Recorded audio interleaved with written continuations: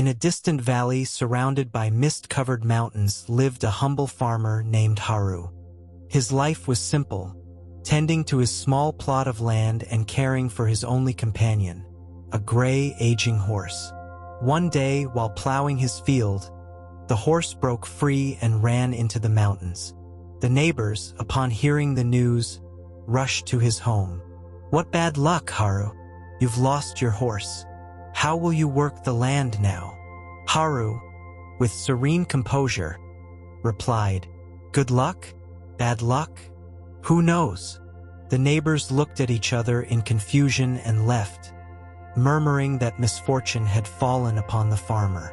Days passed, and to everyone's surprise, the horse returned. But it did not come alone. Accompanying it were 3 strong, majestic wild horses. The neighbors, seeing this, ran to Haru's house. "What great luck, Haru! Not only has your horse returned, but now you have 3 more. You are truly fortunate." Haru, with the same calm demeanor, simply said, "Good luck? Bad luck? Who knows?" The neighbors frowned, unable to understand how Haru remained so indifferent to what was clearly a blessing. Haru's son, a strong and hardworking young man, decided to tame one of the wild horses. Enthusiastically, he mounted the animal, but it, frightened, bucked violently and threw him to the ground. The young man landed badly and broke his leg. When the neighbors heard the news, they rushed back to Haru's home. "What a tragedy, Haru! Your son has broken his leg. Now he won't be able to help you in the fields. What terrible luck!" But Haru, with the same serene expression as always, responded, "Good luck? Bad luck? Who knows?" The neighbors exchanged puzzled glances and shook their heads. They could not understand why Haru did not lament his misfortune. Days later, the kingdom went to war. The emperor's soldiers arrived in the village, recruiting all young men to join the army. They went from house to house, taking the sons of the villagers. But when they saw Haru's son with his broken leg, they left him behind, unfit to fight. The neighbors, weeping over their children's departure, ran to Haru. "What a blessing, Haru! Your son was not taken to war because he was injured. Such good luck!" Haru, as calm as ever, simply replied, "Good luck? Bad luck? Who knows?" The neighbors fell silent, unable to find the right words. They left in quiet reflection. The war was long and brutal. Many young men from the village never returned, and their families mourned their loss. Haru's son, though still limping, was alive and safe at home. In time, his leg healed enough for him to return to working the fields. Thanks to the wild horses that had arrived earlier, Haru and his son were able to cultivate more land and improve their lives.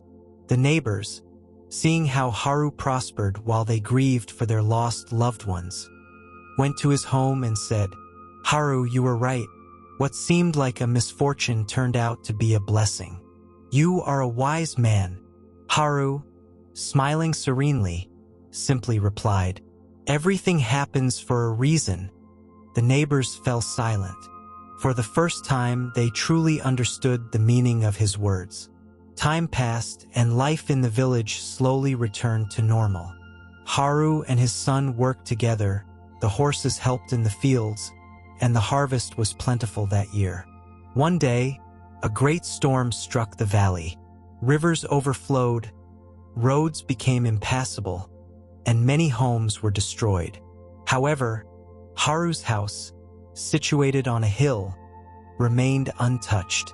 The desperate neighbors came to him for help. Without hesitation, Haru shared his food and shelter with everyone.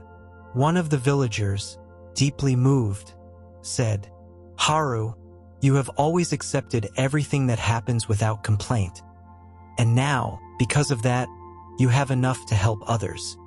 Haru, with his usual tranquility, replied, "Everything happens for a reason, but sometimes we only understand it with time. The neighbors nodded in silence, beginning to see life from a new perspective. As the years passed, Haru's story became an example for the entire village. No longer did they rush to despair over misfortune or celebrate fortune too quickly. Instead, they learned to accept each event with calmness, knowing that time would reveal its true meaning. One day, a young man from the village, devastated after losing his crops to a plague, came to Haru. "Master Haru, I have lost everything. What should I do?" Haru looked at him with serenity. When the river overflows, it washes away the old, but it also leaves behind fertile soil for new growth. Do not cling to what is gone. Look at what is coming. The young man reflected on these words, and with renewed hope, decided to start anew. Days passed, and little by little, the entire village began living with greater acceptance, understanding that every moment, good or bad, was merely a part of life's great flow. Years went by, and Haru, now an old man, sat at the door of his home, watching over the valley. His son, now strong and wise, worked the land with patience. The village, once consumed by fear of bad luck and attachment to good fortune, now understood the ever-changing nature of life. One day, a traveler passed through the village and heard of Haru's wisdom. Intrigued, he approached him. "Master, how do you accept life without being controlled by fear or hope?" Haru pointed to the river, flowing gently before them. "Life is like the river. Sometimes it brings calm, sometimes it brings storms. We cannot stop its course or predict its path, but if we learn to flow with it, we will find peace." The traveler pondered these words and left, carrying with him a new way of seeing the world. And so, in that small village, Haru's teaching endured, reminding each generation that everything in life happens for a reason, though sometimes only time can reveal why.